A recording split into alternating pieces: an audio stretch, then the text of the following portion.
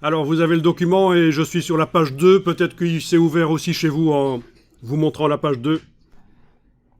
Sinon, vous savez comment aller sur la page 2. Menu fenêtre page, dans le bas de la palette des pages, vous avez les pages du document. Et on double-clique sur 2. Et on arrive sur 2.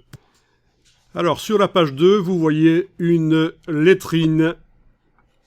Voilà. Qui a déjà été placée donc, dans le document, puisque vous venez d'ouvrir le document, elle est là.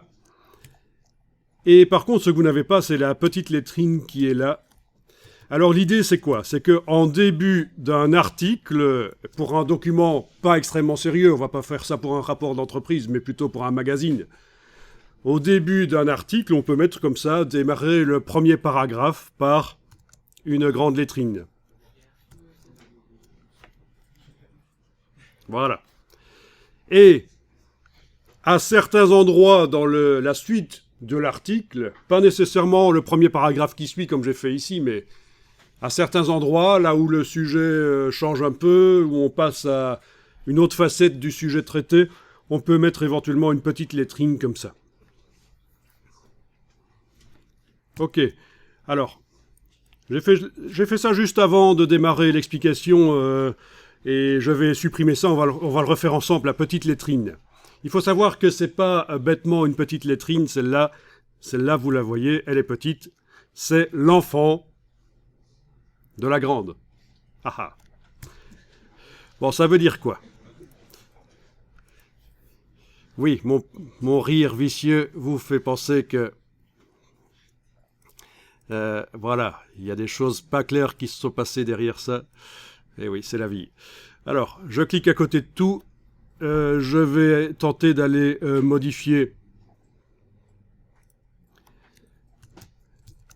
la grande lettrine, parce que c'est ce style de caractère. Dans menu texte, style de caractère, vous êtes dans la version anglaise de InDesign, menu type, character styles.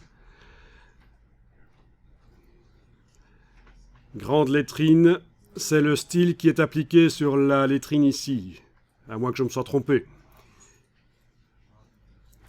Je double-clique à droite du nom du style grande lettrine. Je vais dans format de caractère de base.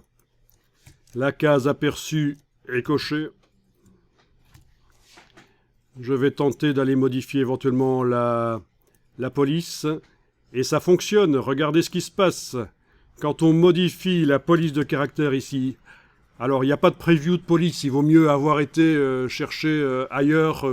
Si vous ne connaissez pas le nom de la police que vous recherchez, si vous n'êtes pas typographe, et je ne le suis pas, vous ne connaissez pas les polices par leur nom, donc il vaut mieux avoir été chercher avant quelque part la police que vous allez utiliser. Mais le principe c'est ça, vous allez pouvoir choisir une police ou l'autre, et dès que vous modifiez la police pour la grande lettrine, ça se répercute sur la petite.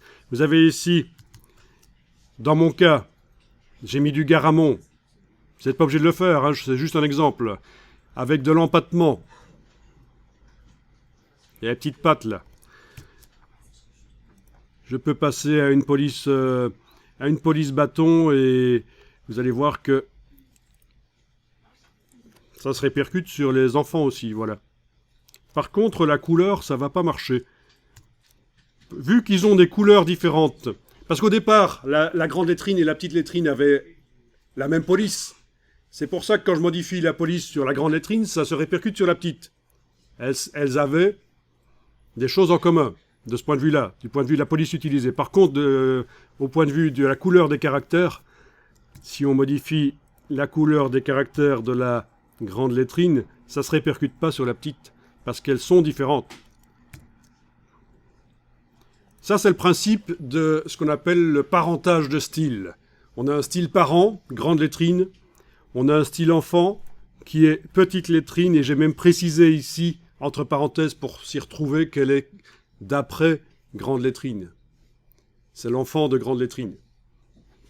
Ça, c'est ce qui est le style de caractère petite lettrine, c'est ce qui est appliqué sur ici. Donc, ça va pour tout le monde, vous voyez le principe?